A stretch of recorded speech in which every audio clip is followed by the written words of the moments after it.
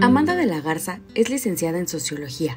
Tiene una especialidad y maestría en Antropología de la Cultura y cuenta con estudios curatoriales en Historia del Arte. A lo largo de su trayectoria, ha participado en la curación y coordinó más de 30 exposiciones de arte moderno y contemporáneo, así como exposiciones de archivo y revisiones de diversos artistas para museos en México y en el extranjero. Su labor la ha llevado a ser reconocida con el Premio Curadores Emergentes y le ha permitido ser acreedora de varias becas de investigación. Actualmente es directora del Museo Universitario de Arte Contemporáneo, MUAC UNAM, y próximamente se incorporará al Museo Nacional Centro de Arte Reina Sofía en España como subdirectora artística.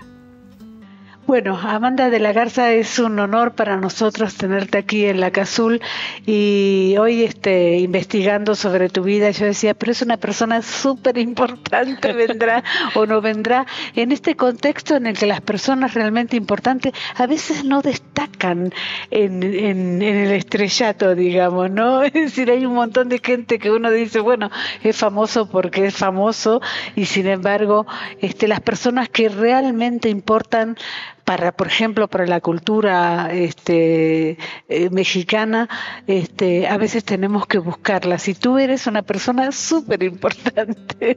Dinos por qué. Bueno, creo que antes que nada, muchas gracias por esta entrevista, esta oportunidad de platicarles un poco de quién soy, qué estoy haciendo ahora.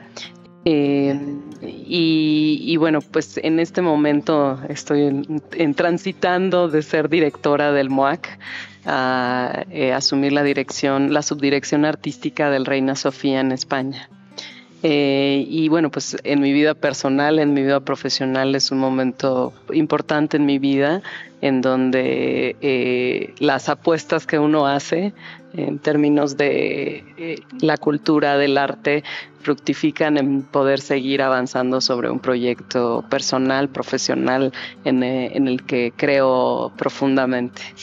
Tú naciste en Monclova, naciste hace 42 años, eres curadora, eres socióloga, hiciste 30 curadurías para el MUAC, más o menos sos parte de la fundación del MUAC y luego te convertiste en directora. Todo eso, ¿con qué espíritu, con qué sentimientos, no? Pues yo en realidad empecé a curar exposiciones en una etapa tardía de mi vida, tendría 29 años. Es decir, porque los otros 10 anteriores yo estaba involucrada en la sociología, en la antropología visual, en otras ramas de las humanidades. Y en ese sentido es que es en el momento en el que decidí que quería dedicarme al arte profesionalmente, que no quería estudiar el arte desde fuera, sino formar parte de la cultura y de la producción cultural, pues es el momento más decisivo de mi vida, yo creo, cuando tomé esa decisión. Y entonces para mí incorporarme en ese mundo y en el MUAC, siendo ya un museo importante, joven, muy joven en ese momento, tenía algunos años de haberse fundado, pues representó la oportunidad de construirme profesionalmente en el hacer. La curaduría tiene un aspecto, por supuesto, intelectual, de escritura, pero tiene una parte eminentemente práctica, ligada a lo intelectual, pero que se aprende haciéndolo. Entonces, por eso es que el MUAC es algo tan importante en mi vida, porque ahí es donde definí el camino profesional, y durante estos 12 años que he formado parte del MUAC ha sido un aprendizaje constante, con muchísimos desafíos, pero que me han permitido no solamente forjar una profesión o mi trayectoria profesional, sino también un carácter, una forma, un estilo de abordar los proyectos, y eso pues ha sido determinante para mi vida. Bueno, el MUAC ha sido importante para México. Yo estoy más o menos desde que se fundó viviendo aquí, y fue realmente una cosa increíbles, fundamentalmente para el arte contemporáneo, digamos, ¿no? Y aparte era una cosa de ir a conocer el MUAC solamente por cómo estaba construido, que es una construcción bastante moderna y muy atractiva, ¿no? Ahora, ¿estos 12 años han sido todo un camino de rosas o cómo es la producción artística, las artes visuales? No, nada es un camino de rosas. Siempre hay momentos de gran desafío. Digamos que en ese sentido es un trabajo bajo presión porque tienes que cumplir con una fecha límite, hay una estructura, hay presupuestos, es decir, además de la parte creativa, claro. Hay otros componentes logísticos y organizacionales que son pues complejos en ese sentido, y hay una fecha que es la fecha y la inauguración, y esa es la fecha a la que tienes que llegar, ¿no? Y en colaboraciones con muchos equipos de trabajo, en fin, y con gran visibilidad, que eso añade también presión a los proyectos. Claro. Entonces, en ese sentido, pues por supuesto, momentos donde tienes que resolver problemas inmediatos de todo tipo, desde un artista que quedó varado y no pudo tomar un vuelo porque olvidó que tenía que sacar un visado especial para venir a México, hasta resolver un asunto urgente en donde hay algo técnico que no funciona, y entonces saber cómo resolver y cómo enfrentar esas situaciones también forma parte del trabajo de producción de artes visuales, de arte contemporáneo, en donde además los artistas contemporáneos imponen muchos retos porque desafían constantemente los límites de la institución, en la medida en que al no trabajar en formatos tradicionales te obligan a conseguir filmar en una fábrica de textiles en Puebla para una película experimental. Entonces te vuelves una mezcla entre curadora, productora, mediadora entre los artistas y la institución. Entonces es un trabajo que por eso me produce tanta satisfacción, porque demanda de las personas un conjunto de herramientas de negociación, de innovación, de gestión, de resolución de problemas, pues que son interesantes. A mí me gustan, me parecen un desafío, pero a veces hay sufrimiento. Y de obrera también. También, de gestiones administrativas, ¿no? Y al final, en donde todo tiene que parecer que, digamos, que surgió con enorme facilidad y soltura, ¿no? Como que lo que se entrega al público es algo que ya está acabado en ese sentido, y que el público, por supuesto, hay una sensación cuando inauguras una exposición que es el momento cumbre, por decirlo de alguna manera, porque solo en ese momento sabes si todo lo que pensaste de distribución en el espacio, de las obras, de cómo interactúan entre ellas, de lo que está escrito, de cómo relacionaste estos conjuntos o cuerpos de obra, tiene sentido, porque está el público quien está ahí para juzgar, para habitar ese espacio. Entonces es un momento muy importante y que solo existe en el momento que se inaugura una exposición. ¿Escuchas lo que se habla alrededor, que la pintura no existe, que el arte contemporáneo no sirve para nada? Es decir, todas esas cosas que se arman, ¿las escuchas tú? Por supuesto, las escucho de amigos y amigas, de familiares, de personas, en los comentarios en redes sociales, en las del museo, en mis redes, en entrevistas que he dado, en comentarios que escucho, ¿no? Digamos que el arte contemporáneo ha conformado ya en estos 15 años, por ejemplo, de existencia del MUAC, si lo tomamos como parámetro, un público mucho más amplio, conocedor, como lógica se ha incorporado mucho más, pero sigue teniendo muchos detractores, en el sentido de comentarios como eso lo podría hacer mi hijo, claro. O que eso, qué horror, no, ¿por qué eso no es arte, no? dónde queda la destreza técnica, dónde queda la belleza, pues todos estos valores que están incorporados pues a la historia del arte y que están ya socializados. Pero bueno, yo lo tomo con mucha filosofía y respondo y digo, como en todos los tipos de arte, hay arte bueno y hay arte malo. Es decir, si hay algo que no te gusta, pues puede ser que era una mala pieza exhibida en un museo, pero lo mismo pasaba en el barroco. Había artistas malos y artistas buenos, había artistas que copiaban a los grandes maestros y había otros que eran extraordinarios. Uh-huh. Tuviste una gran polémica con Ai Weiwei, con Ayotzinapa, digamos, ¿no? ¿Qué te pasó en ese momento? A mí me encantó esa muestra, pero ¿qué te pasó a ti, digamos? Yo creo que la exposición de Ai Weiwei, al ser una figura tan mediática, claro.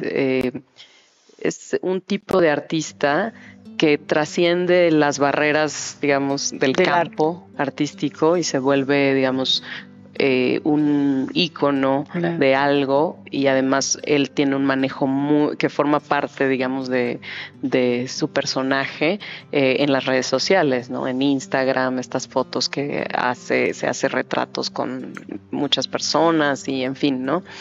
Forma parte, digamos, de lo que él ha decidido hacer sobre su imagen.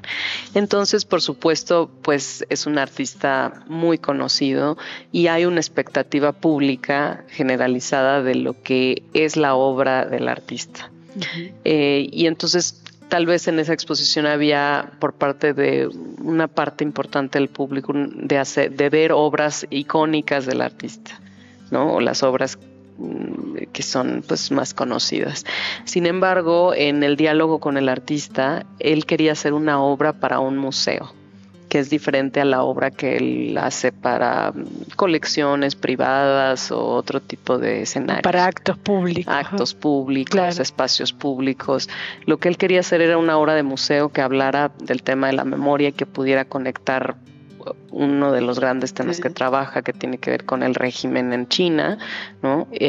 Y el tema de derechos humanos, que para él ha sido importante en su trabajo, y quería investigar sobre el caso de los estudiantes desaparecidos de Ayotzinapa. Uh-huh. Y entonces quería presentar, por un lado, este templo, ¿no? Que es la ocupación del espacio de este templo antiguo, ¿no? que encontró prácticamente desmantelado, que pues forma parte de la historia pues de la revolución cultural y lo que significó en China, y por otro lado las piezas en torno a los estudiantes, que trabajó de la mano con el Centro Pro de Derechos Humanos y que hizo un trabajo muy diligente en ese sentido de informarse, de trabajar de la mano con esta organización.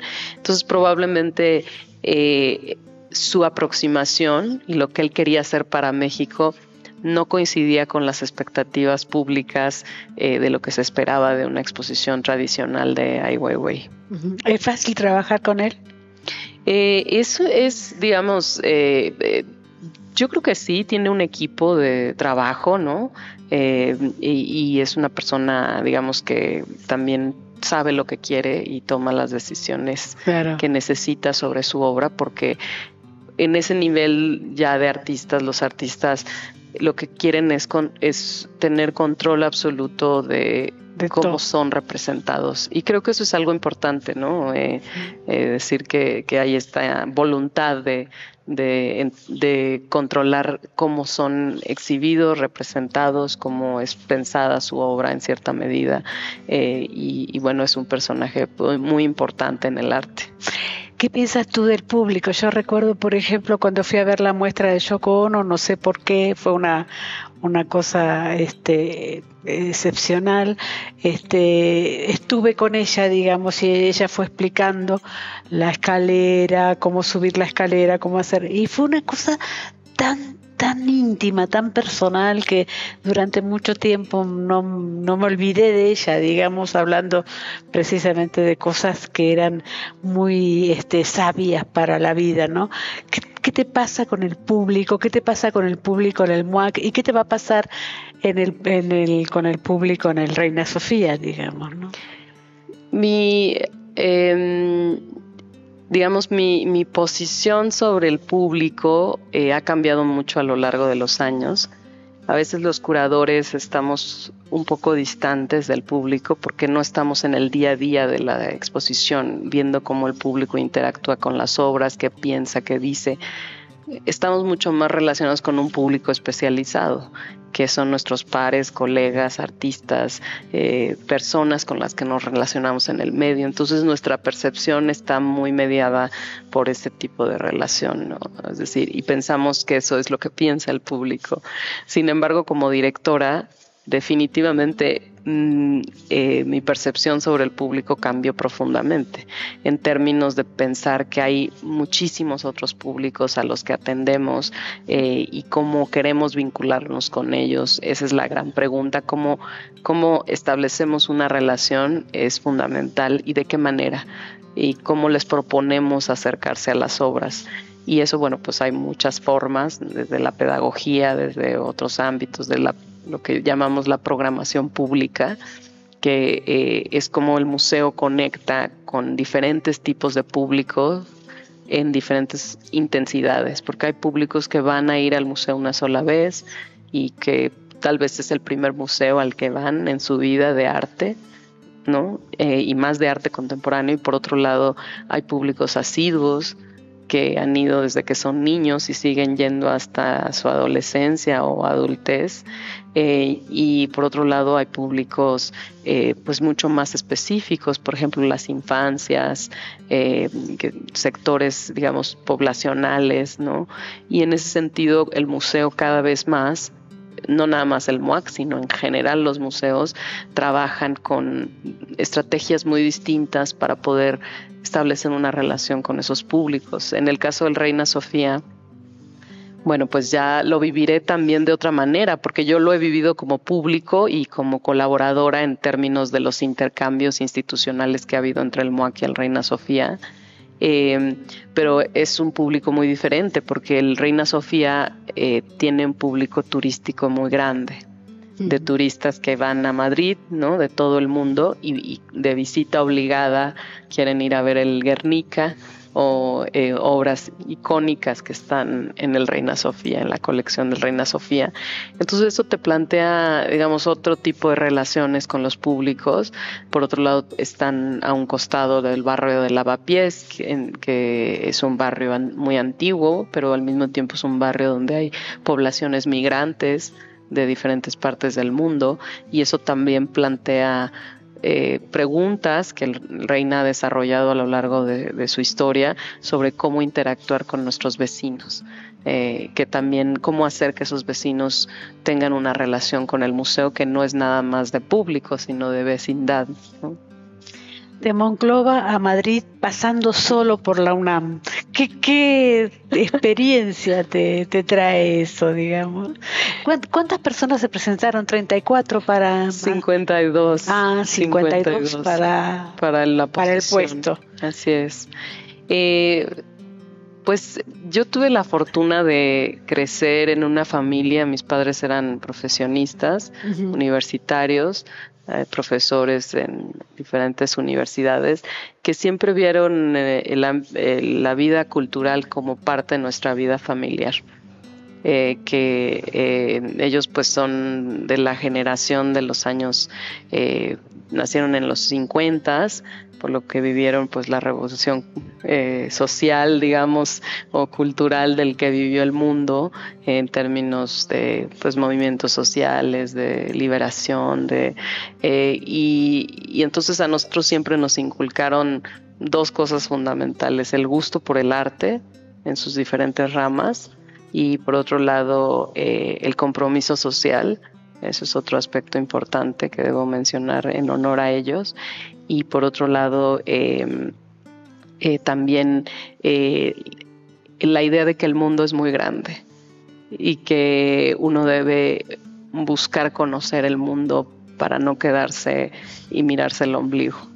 Y entonces para mí ha sido algo muy importante a lo largo de mi carrera profesional tejer, bueno, viajar por placer, por supuesto, pero tejer redes internacionales de colaboración que te permiten siempre entender el mundo de una manera distinta y no quedarte en un localismo que te impide ver que no somos el centro del mundo, que hay otras cosas pasando en otras partes o gente interesantísima haciendo cosas del otro lado del mundo. Entonces, digamos que eso en gran medida ha marcado mi vida, mis intereses profesionales y la manera en cómo he pensado, he querido hacer mi trayectoria. Ahora, si esto fuera el fútbol, diríamos que uno de nuestros más importantes futbolistas ha sido comprado para que desarrolle el puesto de subdirectora en el Museo Reina Sofía. ¿Qué guardas tú, de todas maneras, a pesar de que estás en contra del localismo y todo, como imagen de esa ciudad en la que creciste? Bueno, digamos que por un lado, yo diría primero para mí Monclova y el norte de México representa como esta especie de arraigo familiar, de identidad, de una genealogía de vida, ¿no? Y de imágenes del paisaje del desierto, que eso ha sido algo que me ha acompañado en mi vida y que me ha interesado trabajar con artistas que trabajan desde la noción de frontera, del norte, del desierto, y he trabajado con algunos de estos artistas, precisamente por esa conexión. Por otro lado, digamos que en el caso de la Ciudad de México, yo antes de vivir en la Ciudad de México viví en Texcoco como niña, que es en el Estado de México, que es una ciudad pequeña, sin mucha vida cultural, y en el momento en el que llegué a la Ciudad de México encontré un mundo de posibilidades. Me mudé a los 14 años a la Ciudad de México para estudiar en una escuela de la UNAM, y para mí fue una apertura a conocer a mucha gente muy diferente, a un mundo de libertad, de autonomía, de oportunidades culturales como las que ofrece la universidad para la gente que estudia en la universidad, para los jóvenes. Y en ese sentido para mí fue como una apertura a un nuevo mundo y me gusta mucho la Ciudad de México con todas sus contradicciones y dificultades, porque tiene una energía muy particular que no es fácil de encontrar en otras partes, a pesar de sus grandes dificultades de vida cotidiana y incluso de calidad de vida, ¿no? Cuando subiste en el MAC dijiste que ibas a rescatar a todas esas mujeres olvidadas, que yo pensaba que solo en la literatura eran las olvidadas, pero también hay artistas contemporáneas que han sido relegadas por ser mujer, ¿sí? Así es, así es. Hay muchas artistas que no han sido revisadas suficientemente. Antes de que yo fuera directora se hizo una exposición de Mónica Mayer, una artista importantísima que influyó a muchísimas generaciones, pero que no había tenido una adecuada presentación institucional del conjunto de su trabajo, y en ese sentido el MAC hizo esta revisión y fue muy importante comenzar con ese ejercicio, ¿no? Ahora inauguraremos, bueno, yo ya no estaré presente, pero una exposición de una artista argentina, Ana Gallardo, que ya vive en México hace muchos años, pero que justamente en esta etapa de su vida, ya en una etapa ya como adulta, ¿no? Justamente pues habla de todo este proceso de invisibilización, y por ejemplo habla de su experiencia de envejecimiento, que ese es otro gran tema para nosotras las mujeres y lo que significa socialmente, en fin, culturalmente e íntimamente también, ¿no?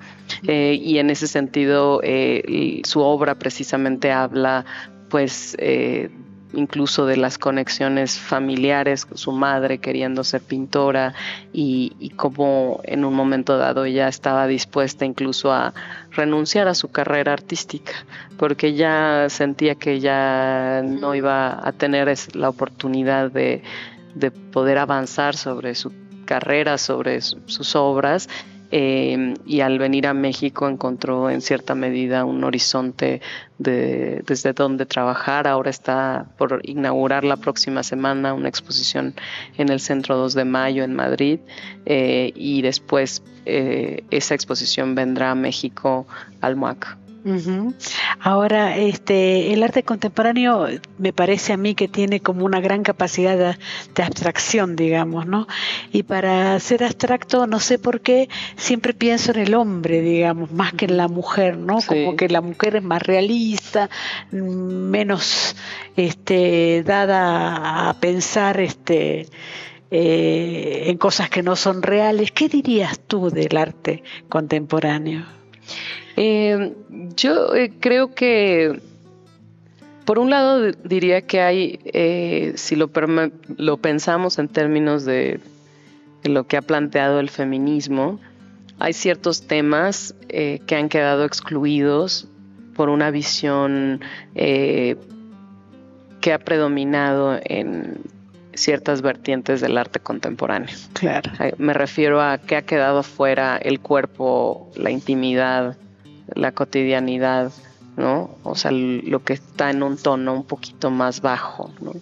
Y por eso ahora la práctica textil se ha vuelto importantísima. No es que las artistas no lo estuvieran haciendo antes, sino simplemente no era considerado como obra artística porque era una cosa de mujeres, ¿no? Ligado a, pues, la tradición de las mujeres de bordado, que es una tradición, pues, milenaria, ¿no? Y en ese sentido, pues, eso se ha modificado en las últimas décadas, se ha modificado en términos de lo que es considerado que son temas importantes en el arte. Como lo que hizo Betsabe Romero ahora en México en la exposición mundial, ¿no? Que hizo todos los bordados para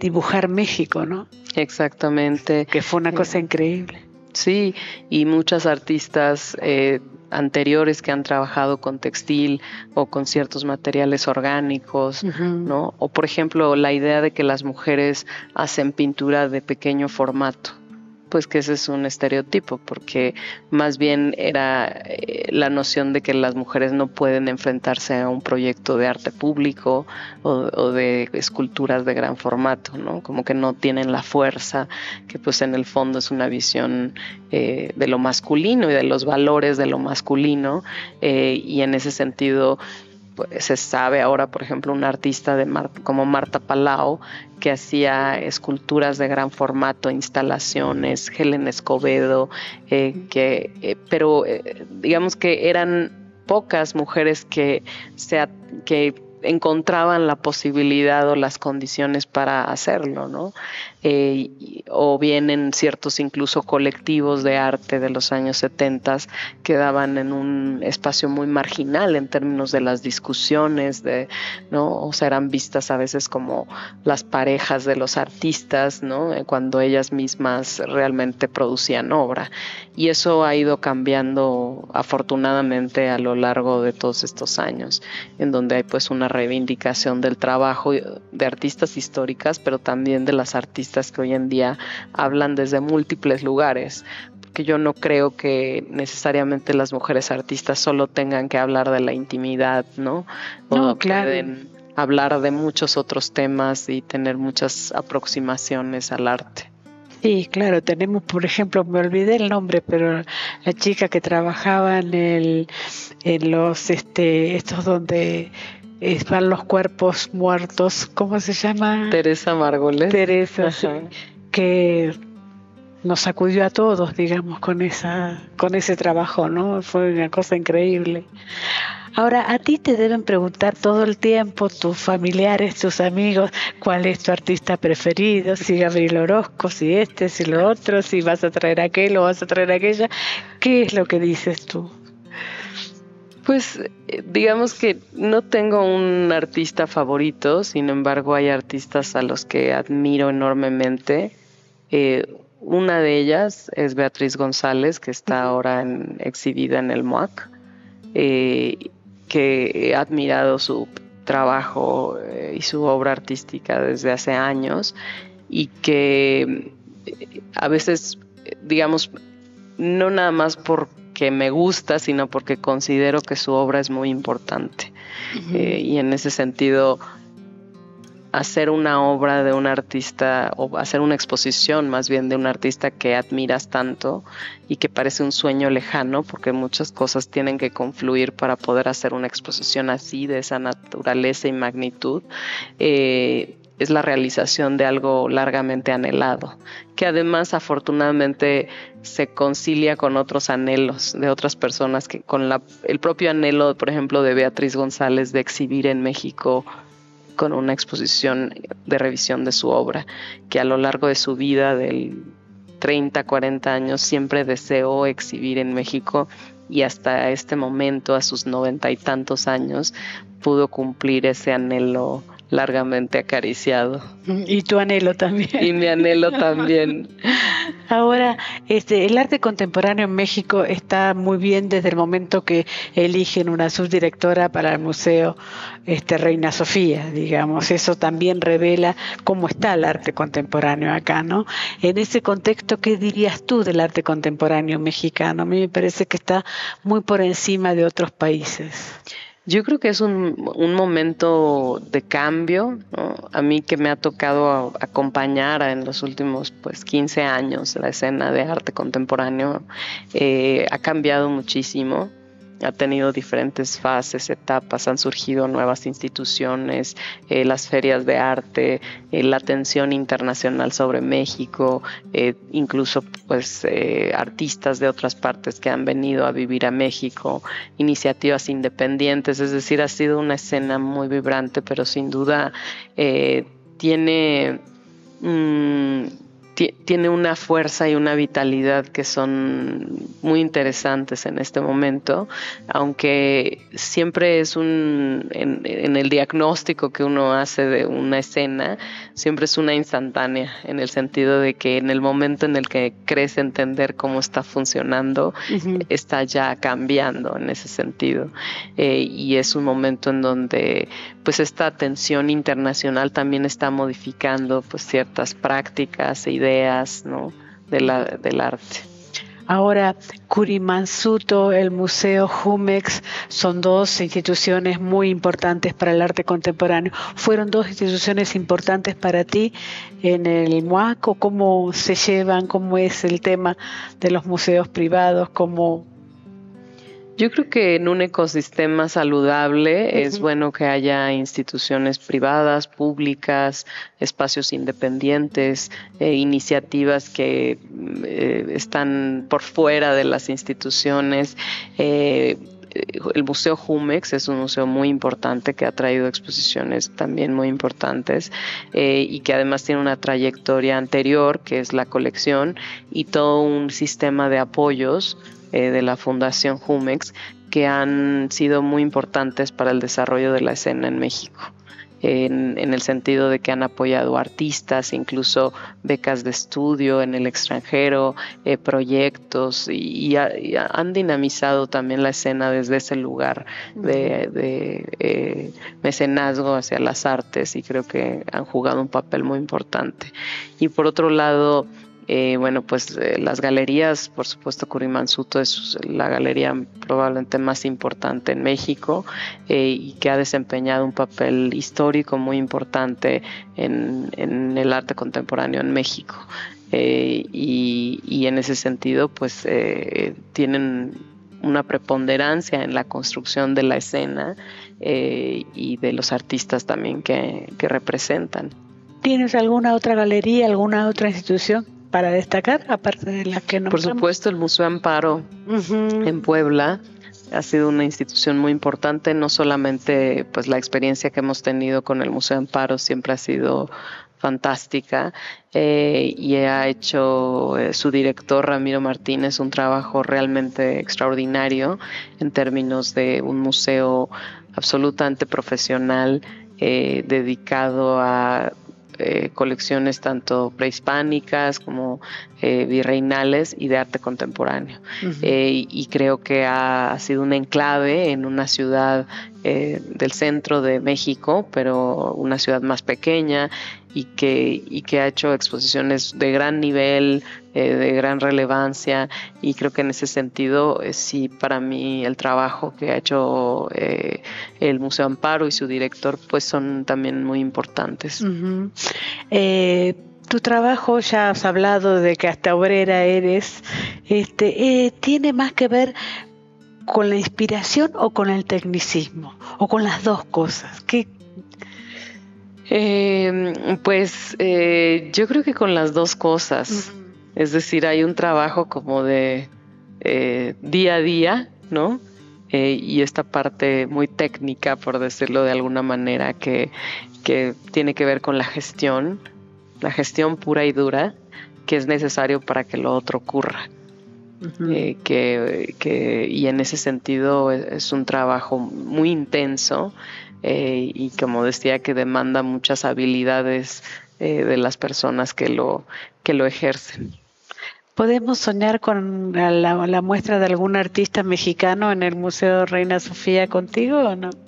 Todavía no, porque todavía no he podido conversar con el equipo, con el director del Reina Sofía, Manuel Segade, al respecto, ¿no? Por supuesto, él está esperando a terminar de conformar su equipo de trabajo para poder justamente trazar pues los planes a futuro, ¿no? En términos de artistas, de programa, de algo más general, porque por supuesto ahorita ya hay un programa trazado de este año y el siguiente de exposiciones muy importantes. Por ejemplo, ahora se está inaugurando una retrospectiva de Tapies en el centenario, que es un artista clave a nivel internacional y en España, y pues es un momento pues de celebración de su vida, de su obra, y hay una exposición muy grande relacionada con este artista, ¿no? Ahora, la relación entre el Museo Reina Sofía y México va a ser también más importante a partir de que estás tú, creo, ¿no? Bueno, al menos yo podré plantear un punto de vista, que es el lugar desde donde hablo. Conozco muy bien las escenas en América Latina. Me ha interesado mucho viajar, aprender, establecer contactos profesionales con artistas, curadores, instituciones, porque me parece fundamental. El arte tiene esta característica en donde no solo son las obras, sino es quienes hacen las obras y desde dónde las hacen. Entonces, el arte, cuando te dedicas profesionalmente, sí tienes que ir a los lugares. Es algo que no se puede hacer por Zoom solamente. Claro, es una herramienta actual de la tecnología, pero sí hay este contacto cara a cara, la presencialidad frente a una obra, o experimentar una obra, digamos, en un lugar específico, entender el contexto donde se hizo esa obra, pues sí son aspectos importantes. Entonces yo hablo desde ese lugar, desde esa experiencia, desde ese conocimiento, desde ese interés. Sin embargo, no me ha interesado solo revisar América Latina, me interesa mucho lo que pasa en Asia, en otras partes, por supuesto en Europa, pero sí tengo en ese sentido un interés en todos aquellos lugares que no son centrales. Uh-huh. Los que te eligieron te han colmado de elogios, y yo además ahora, al conocerte muchos más, en ese sentido me parece que como gran curadora que eres, no te puedo, nadie te va a poder mentir una obra, ¿no? Porque se miente también una obra, ¿no? Sí, pues en fin, no sé, espero que no. Sí, espero. ¿Te lo planteas a veces? No, en realidad no me lo planteo, ¿no? Yo creo que es una situación, o sea, que cuando se presenta la situación uno se enfrenta a dicha situación y bueno, espero que no me suceda. ¿Cuándo te vas a Madrid? Me voy en mayo a Madrid. ¿Te vas con alguien o te vas sola? Me voy sola, bueno, con mi gato. Con tu gato. Sí, con mi gato a Madrid, a entender la ciudad, a iniciar una nueva etapa en mi vida fuera de México, en un nuevo trabajo, en una nueva ciudad, ¿no? Y pues es un reto también este cambio, ¿no? Importante. Por supuesto, he tenido la oportunidad de ir a Madrid, de conocer España en diferentes momentos de mi vida, tanto de viaje como profesionalmente. Y pues bueno, creo que culturalmente hay similitudes, pero también muchas diferencias. Sin embargo, en particular hay algo de la energía de la ciudad de Madrid que me gusta mucho. Me gusta también la escala de la ciudad, la enorme oferta cultural que tiene, y bueno, me siento entusiasmada de poder conocer otra ciudad de una manera más profunda. ¿Vas a vivir en Lavapiés o...? Todavía no sé, estoy en eso. Me gustaría vivir cerca del museo. Claro. Para compensar la experiencia de la Ciudad de México, en donde he tenido la fortuna de vivir cerca del MUAC, pero aún a 15 minutos en auto y a 25 en transporte público, en CEU. Pero en donde ese aspecto de la movilidad sí es un cambio importante en cómo uno piensa la ciudad, cómo la recorre, cómo es tu día a día, y me gustaría vivir no tan lejos si es posible del trabajo para poder irme caminando o no sé, no que esté al lado, pero que pueda ser todavía caminable. Está enfrente el Parque del Retiro, que es uno de mis parques favoritos de los que conozco, y esa idea de tener un parque a un lado de mi centro de trabajo, que me recuerda a la UNAM, en donde en Ciudad Universitaria y en el Centro Cultural Universitario tenemos ese enorme privilegio de tener sales del MUAC y hay árboles, y ahí está la reserva y está el espacio escultórico, y siempre solamente la mera posibilidad de salir del museo y encontrarte con ese lugar, y está el sol radiante, pues modifica las posibilidades de tu día. Uh-huh. Y bueno, la última, hoy en un tuit pusiste una felicitación a la nueva directora del MUAC, y por el MUAC llegaste al Museo Reina Sofía. ¿Crees que vas a hacer más cosas de lo que lograste en el MUAC? ¿Cómo ves esa experiencia? Me siento muy contenta de lo que hice en el MUAC como directora en estos 4 años. Tenía muchas ideas antes que se presentara esta oportunidad en los próximos años, ya que yo había sido ya ratificada, muchas ideas a desarrollar para los próximos años del MUAC. Entonces, claro, hay como una especie de sentimiento nostálgico de todas esas ideas que se quedaron en el tintero, pero que tengo, digamos, en el caso de mi gestión como directora, sentía mucho esa energía de lograr estos proyectos. Y entonces, bueno, hay algunas cosas que quedaron en una fase o planteadas y que estoy segura que pues llegarán a buen puerto con las decisiones que quiera tomar su nueva directora. Y en ese sentido, en el caso del Reina Sofía,